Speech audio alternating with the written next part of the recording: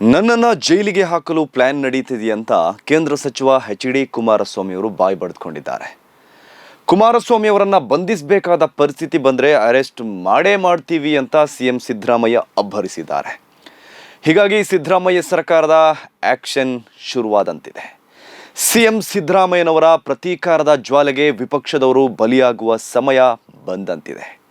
ಮೂಡ ಪ್ರಕರಣಕ್ಕೆ ಸಂಬಂಧಿಸಿ ಬಿಜೆಪಿ ಮತ್ತು ಜೆಡಿಎಸ್ ಸಿಎಂ ಸಿದ್ದರಾಮಯ್ಯನವರನ್ನ ಟಾರ್ಗೆಟ್ ಮಾಡಿದ್ದಕ್ಕೆ ತಿರುಗಿ ಬಿದ್ದಿದ್ದ ಸಿಎಂ ಸಿದ್ದರಾಮಯ್ಯನವರು ಇನ್ಮುಂದೆ ವಿಪಕ್ಷದವರ ಮೇಲೆ ಕರುಣೆ ತೋರಿಸಲ್ಲ ಎಂದಿದ್ರು. ದ್ವೇಷ ರಾಜಕಾರಣ ಅಂದ್ರೂ ಪರವಾಗಿಲ್ಲ, ಬಿಜೆಪಿ ಜೆಡಿಎಸ್ನವರ ಅಕ್ರಮಗಳನ್ನು ಓಪನ್ ಮಾಡ್ತೀವಿ ಎಂದಿದ್ರು. ಸಿದ್ದರಾಮಯ್ಯನವರು ಹೇಳಿದಂತೆ ಈಗ ಅವರ ಆಕ್ಷನ್ ಶುರುವಾದಂತಿದೆ. ಅವರ ಮೊದಲ ಎಪಿಸೋಡ್ ಎಂಬಂತೆ ಎಚ್.ಡಿ. ಕುಮಾರಸ್ವಾಮಿ ಅವರು ಬಾಯಿ ಬಡಿದುಕೊಳ್ಳುವ ಪರಿಸ್ಥಿತಿ ಬಂದಿದೆ. ಕುಮಾರಸ್ವಾಮಿ ಅವರಿಗೆ ಈಗ ಕಂಟಕ ಎದುರಾಗಿದೆಯಲ್ವಾ, ಅದು ಹಳೆಯ ಗಣಿ ಅಕ್ರಮ ಕೇಸ್.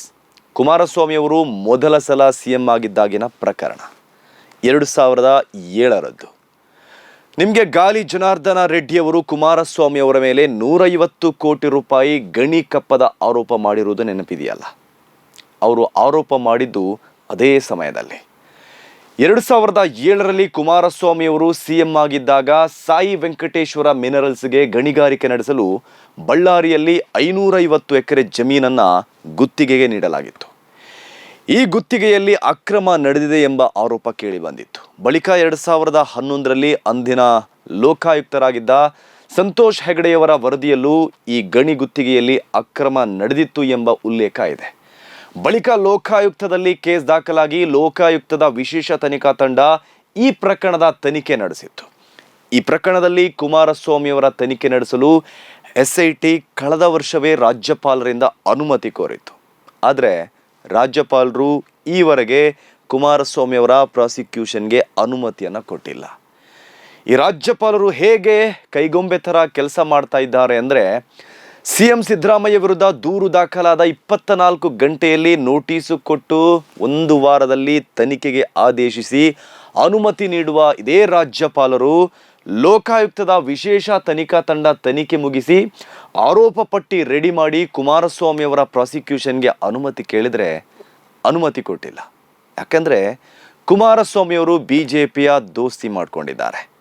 ಆ ಕಾರಣಕ್ಕಾಗಿ BJPಯ ಏಜೆಂಟ್ ಥರ ವರ್ತಿಸ್ತಾ ಇರುವ ರಾಜ್ಯಪಾಲರು ಕುಮಾರಸ್ವಾಮಿಯ ವಿರುದ್ಧ ಪ್ರಾಸಿಕ್ಯೂಷನ್ಗೆ ಅನುಮತಿ ಕೊಡ್ತಾ ಇಲ್ಲ ಎಂಬ ಆರೋಪ ಕೇಳಿ ಬಂದಿದೆ.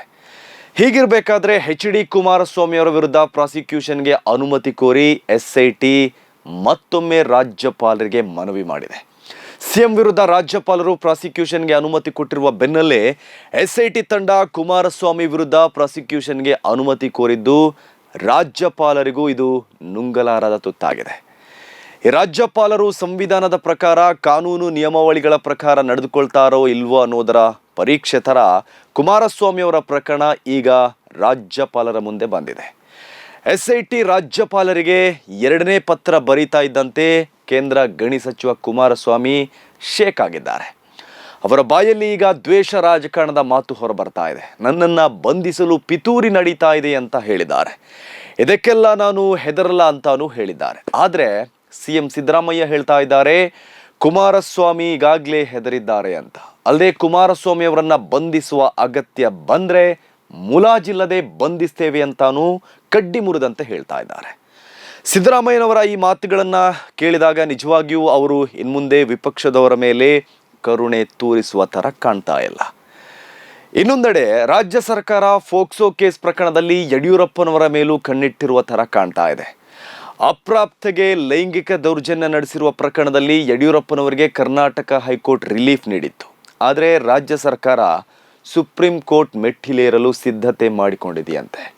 ಯಡಿಯೂರಪ್ಪ ಅವರನ್ನ ಬಂಧಿಸದಂತೆ ಹೈಕೋರ್ಟ್ ನೀಡಿರುವ ತಡೆಯಾಜ್ಞೆ ತೆರವುಗೊಳಿಸುವಂತೆ ಸುಪ್ರೀಂ ಕೋರ್ಟ್ಗೆ ಮನವಿ ಮಾಡಲು ಕಾನೂನು ಪ್ರಕ್ರಿಯೆ ನಡೆಸುವಂತೆ ರಾಜ್ಯ ಸರ್ಕಾರ ಅಡ್ವೊಕೇಟ್ ಜನರಲ್ಗೆ ಸೂಚನೆ ಕೊಟ್ಟಿದೆಯಂತೆ. ಹೀಗಾಗಿ ಯಡಿಯೂರಪ್ಪ ಅವರ ಫೋಕ್ಸೋ ಪ್ರಕರಣವನ್ನು ಬಿಗಿಗೊಳಿಸಿ ಅವರನ್ನು ಕಾನೂನಿನ ಬಲಿಯಲ್ಲಿ ಬಂಧಿಸಲು ತಯಾರಿ ನಡೀತಾ ಇದೆ ಅಂತ ಹೇಳಲಾಗ್ತಾ ಇದೆ. ಹೀಗೆ ವಿಪಕ್ಷದವರ ಪ್ರಕರಣವನ್ನು ಕಾಂಗ್ರೆಸ್ ಸರ್ಕಾರ ಬಿಗಿಗೊಳಿಸಲು ಕಾರಣ ಏನಂದರೆ, ಮೂಡ ಪ್ರಕರಣದಲ್ಲಿ ವಿಪಕ್ಷಗಳು ಸಿದ್ದರಾಮಯ್ಯ ಸರ್ಕಾರವನ್ನು ಇಕ್ಕಟ್ಟಿಗೆ ಸಿಲುಕಿಸಿದ್ದು. ದೋಸ್ತಿಗಳು ಮೂಡಾ ಪ್ರಕರಣವನ್ನ ಮುಂದಿಟ್ಟು ಸರ್ಕಾರವನ್ನ ಅಸ್ಥಿರಗೊಳಿಸಲು ಪ್ರಯತ್ನಿಸಿದ್ದಕ್ಕೆ ಸಿಎಂ ಸಿದ್ದರಾಮಯ್ಯ ತಿರುಗಿ ಬಿದ್ದಿದ್ದಾರೆ. ಅಲ್ಲದೆ ಕಾಂಗ್ರೆಸ್ ಹೈಕಮಾಂಡ್ ಕೂಡ ದೋಸ್ತಿಗಳ ಹಗರಣಗಳನ್ನ ಕೇಸ್ಗಳನ್ನ ಬಯಲಿಗೆಳೆದು ಮುಲಾಜಿಲ್ಲದೆ ಕ್ರಮ ಕೈಗೊಳ್ಳಿ ಎಂದು ಸೂಚನೆ ಕೊಟ್ಟಿದೆಯಂತೆ. ಹಾಗಾಗಿ ಸಿಎಂ ಸಿದ್ದರಾಮಯ್ಯ ಫುಲ್ ಆಕ್ಷನ್ ಮೂಡ್ನಲ್ಲಿದ್ದಾರೆ. ಅದರ ಪರಿಣಾಮಗಳು ಕಾಣ್ತಾ ಇದೆ. ಮೊದಲಿಗೆ ಕುಮಾರಸ್ವಾಮಿ, ನಂತರ ಯಡಿಯೂರಪ್ಪ, ಆ ಬಳಿಕ ಯಾರು ಎಂಬ ಪ್ರಶ್ನೆಗೆ ಇನ್ನೂ ತುಂಬಾ ಮಂದಿ ಇದ್ದಾರೆ ಎಂಬ ಉತ್ತರ ಸಿಗ್ತಾ ಇದೆ. ಸಿಎಂ ಸಿದ್ದರಾಮಯ್ಯನವರ ಈ ಪ್ರತೀಕಾರದ ಜ್ವಾಲೆ ಹೀಗೆ ಉರಿದರೆ ಒಂದಷ್ಟು ಮಂದಿ ಬಿಜೆಪಿ ನಾಯಕರು ಜೈಲು ಸೇರುವ ಸಾಧ್ಯತೆ ಇದೆ. ಅದು ಸಂಭವಿಸಿದರೆ ಮುಂದಿನ 6 ತಿಂಗಳಿನಲ್ಲಿ ಬಿಜೆಪಿಯ ಅರ್ಧದಷ್ಟು ನಾಯಕರು ಜೈಲು ಸೇರ್ತಾರೆ ಎಂಬ ಪ್ರಿಯಾಂಕ್ ಖರ್ಗೆ ಭವಿಷ್ಯ ನಿಜವಾಗ್ಲೂ ಬಹುದು.